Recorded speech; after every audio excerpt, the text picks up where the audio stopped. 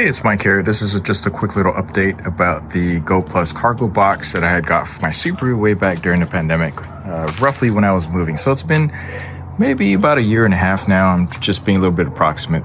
And this has really exceeded my expectations for cargo box of the price and the no name brand. Basically, Goplus is kind of a universal brand that advertises and sells a lot of other items. So I think what they do is they go to certain manufacturers and they get and have some sort of contract with them and stick on their name brand on a bunch of other different items. Obviously, they're not like Thule, they're not like Yakima, who specializes in products specifically for a particular niche, like say for your car or sporting gears or anything like that. But with that said, as you can see, it's in pretty good condition. Now, it's a little glossy right now because I was washing it off. That's one of the things I do I want to say on average, this is the second time I've taken it off, but for the most part, it's been sitting on top of my Subaru all this time. In all the weather, the heat, the incredible amount of heat, it's got a bunch of tar, had a lot of bird poop on it, which is why I had to take it off and clean it up. And it's basically been sitting on top of my car for several thousand miles now. So I think one of the more frequently asked questions is, how's it holding up? It's great. This has been all very solid. This whole top is actually very solid enough. It's not super flexible, and it has proven to not be causing any additional noise from the structural integrity of this. Yes, it does add some wind noise, and yeah, you do lose a little bit of miles per gallon. What you lose will vary depending on the car and how fast you're driving, of course. I have found that I've roughly lost about 2 to 3 miles per gallon on average driving up and down California along the 5 freeway. Okay, sometimes more, sometimes less. It really depends on, of course, the wind and the headwind and what direction you're going, how fast you're driving. Now, another frequently asked question was, well, how's it hold up keeping the water out? And the answer to that is it's been really good. I have not had any issues with the water getting into the compartment at all. Granted, I'm out here in California. Yes, we've had a lot of rain, but generally it's not too crazy out here. Okay, so what I can tell you is that the rain does not get through. This is very solid, and I have not had any issues with the seal so far. I was expecting this to crack. It didn't. We have had some tremendous heat over here in the past. I have had this through all sorts of other conditions though.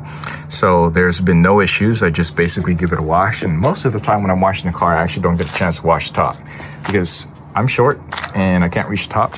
So this is one of those times where I bring it down and I wipe off all the bugs, the tar, some bug splats, miscellaneous things on the top. And you can see it still has a decent coat on top.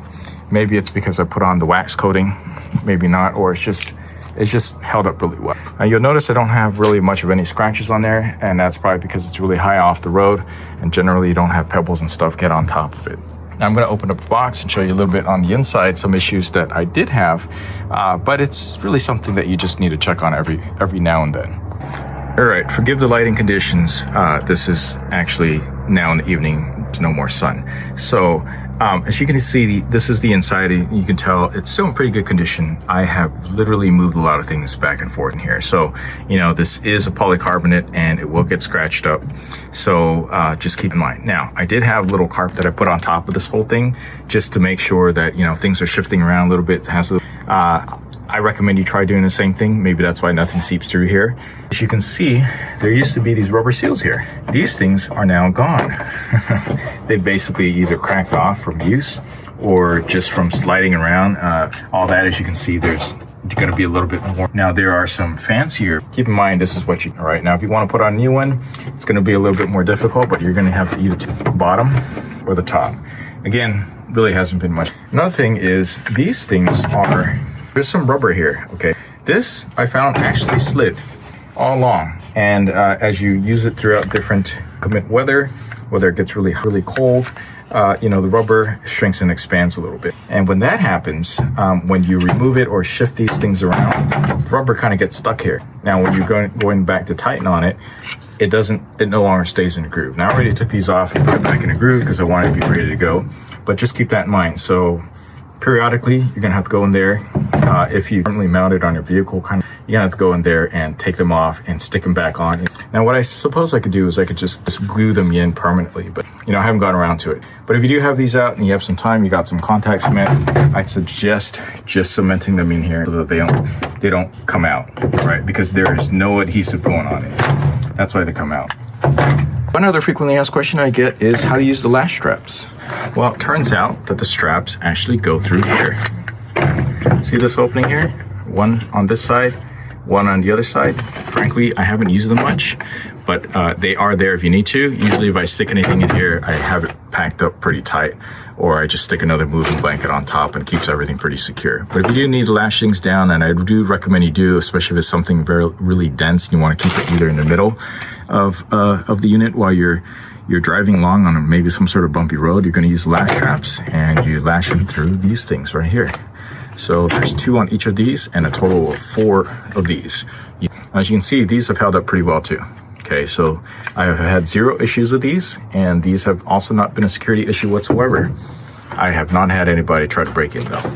Now, one other common complaint that I had about this unit was that, gee, Mike, it's actually really expensive. Well, that's because back in the time of the pandemic, all these roof boxes were sold out. Like, everybody just needed to get out, and one of the few places you can go out was to go out in the great wilderness, or travel via car was the safest, so everybody needed one of these. At that time, this was $400. Everything else that was going to be shipped to me around this price range was going to be $700 or $800. So it was a significant discount compared to the other brands. Now, looking back, I see that the price of these have gone up quite a bit, and if that were the case, I might actually consider just getting a Thule or Yakima and just be done with it. But I just wanted to let you know that this has been working out pretty well.